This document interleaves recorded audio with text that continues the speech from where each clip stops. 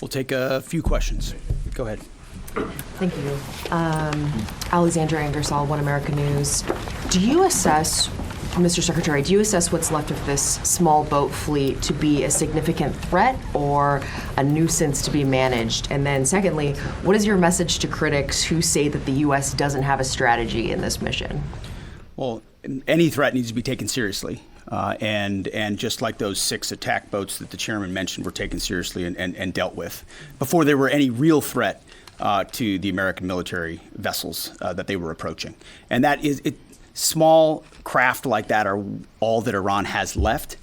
Their ability to close with a destroyer of the capabilities that we have is limited, but we're going to take it very seriously and kinetically, quickly. We're not going to allow a threat to gather.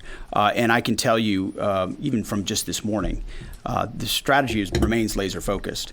In fact, what I think you see from Project Freedom is that we're not allowing ourselves to get distracted. This is a separate and distinct effort, temporary in nature, that we plan to hand over to the world. The world has expressed a desire to be a part of this. As is often the case, or maybe almost always the case, American leadership is required. So the president was willing to undertake this, send commercial ships through, send destroyers in, provide this red, white, and blue bubble of protection, and encourage the world to step up. Because ultimately, this waterway is, as I said, far more crucial to the rest of the world, and they need to have the ability to defend it. So I think this is a reflection of a laser-focused strategy, actually, right here. Morning, Mr. Secretary, Mr. Chairman. David Zia, Real America's Voice. I wanted to ask you, of any of the fast boats that have been either sunk or identified, are there any armaments larger than, say, small, AK-47 type stuff, or any anti-ship cruise missiles identified? And my second question is, if there's a divide between the IRGC and Tehran, is there a way to get Tehran to agree to let us go after the IRGC that is doing these attacks without violating the ceasefire? Well, right now, anything coming at our crafts, regardless of what's on it, has to be defended against, and that's the case. I don't know what the exact armaments were on those fast boats. Small arms, nothing significant on the fast boats. Rifles or small machine guns. There were some small coastal cruise missiles shot down as well. So there's some frothiness in the beginning aspects of this that were dealt with very directly by our destroyers, and we're communicating both overtly and quietly to the Iranians to allow this defensive operation to happen on behalf of the world. There are some actions the IRGC takes sometimes that are outside the bounds of what maybe Iranian negotiators would like. That's their job to rein that in and ultimately create a condition for a deal, right? That's not something I talked about in these remarks, but that's happening in real time. Iran has an ability to make that deal. But what we're demonstrating with Project Freedom is they don't control the strait. I mean, we know Iran is embarrassed by the fact that our blockade is holding, and we can run ships through, and we're going to help the world run ships through. And if they hold it at issue, the whole world knows who's doing it. It's not us. We're willing to open it up.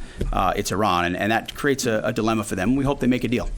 Yes. Thank you, sir. My first question is for General Kane. Mary Margaret with the Daily Wire. You said that the attacks by Iran so far are below the threshold of restarting major combat operations. What is that threshold? And then for Secretary Hegseth, are there still concerns about mines in the Strait? And can you kind of clarify these reports of kamikaze dolphins that we've heard about? I haven't heard the kamikaze dolphin thing. It's like sharks with laser beams, right? The threshold of restarting is a political decision above my pay grade. What I'll say is it's low harassing fire right now. It feels like Iran is grasping at straws to try to do something across the southern flank. To your question, David, their command and control structure remains very fractured, and I think they're struggling to maintain control down echelon at the edge, but it's still pretty low-level kinetics at this point in time.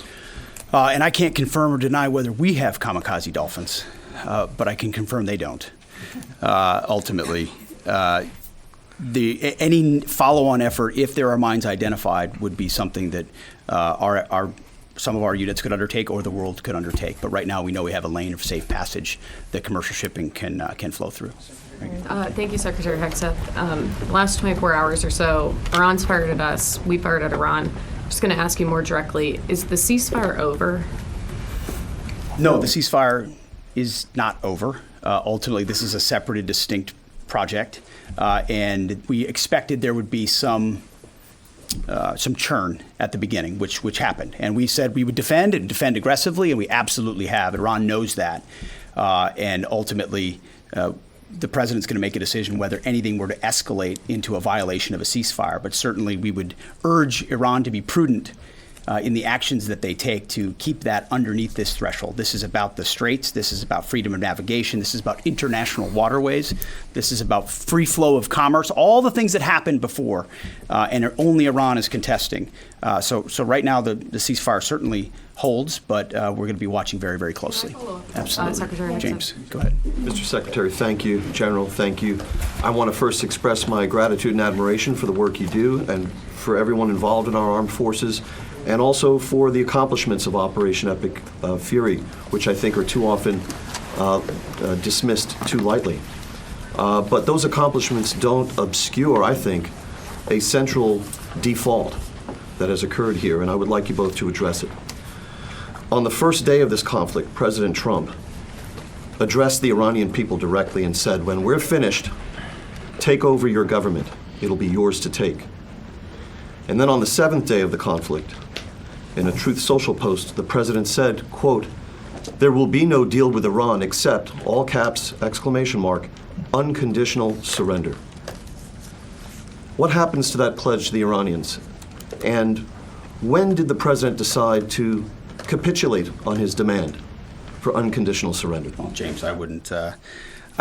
You started out nicely, but you ended exactly where we knew you would end. The president hasn't capitulated on anything.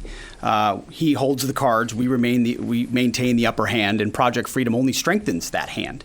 And so he will ensure that whatever deal is made or whatever end state is reached creates ensuring that Iran never has a nuclear weapon, which is number one, and he's been focused on that, and the deal and discussions are centered on that. And what the Iranian people take advantage of after the fact is up to them, and he's been very clear about that. And maybe you do it now, maybe it happens later, but ultimately he's also been clear, we're not going to entangle this into some nation-building project.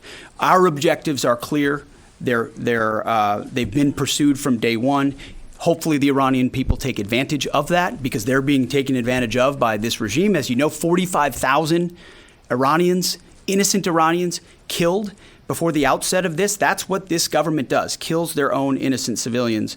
Getting out from underneath that is going to be a challenge of the Iranian people, and we certainly hope they take advantage of that. Thank you. Can I have one follow, please? Go if ahead. I may. Everybody else one follow, follows directives. Go ahead. Thank you, Mr. Secretary. Can you share any information regarding the South Korean ship that was reportedly hit by Iran? Is Seoul in contact with the U.S. military about it? And is there any indication that they would heed Trump's call made on social media to join Project Freedom? We hope so. We're in contact with that ship, CENTCOM, I should say, and the Maritime Coordination Forces are in touch. And I think targeting like that is a reflection of the indiscriminate nature of what Iran is doing. We hope South Korea would step up, just like we hope Japan would step up, just like we hope Australia would step up, just like we hope Europe steps up. But we're not waiting for them to do so. We're looking to set the conditions to hand to them. But the president was clear in his truth message that, hey, this is your ship. You should take part in helping to defend it. We very much hope they do. James, go ahead. Mr. Secretary, in terms of new U.S. intelligence reports suggest that the timeline for the war in Iran to get a nuclear weapon has not changed since last summer, still at 9 to 12 months. Is that intelligence wrong? How can this be after so much bombing? And for General Kane, going on back onto what you're talking about, the Strait of Hormuz, the president recently said that the blockade is even more effective than bombing. So why didn't we start the campaign with the blockade? And initially, how many planned ships do you plan to escort or take through commercial ships to the Strait of Hormuz today or in the coming days?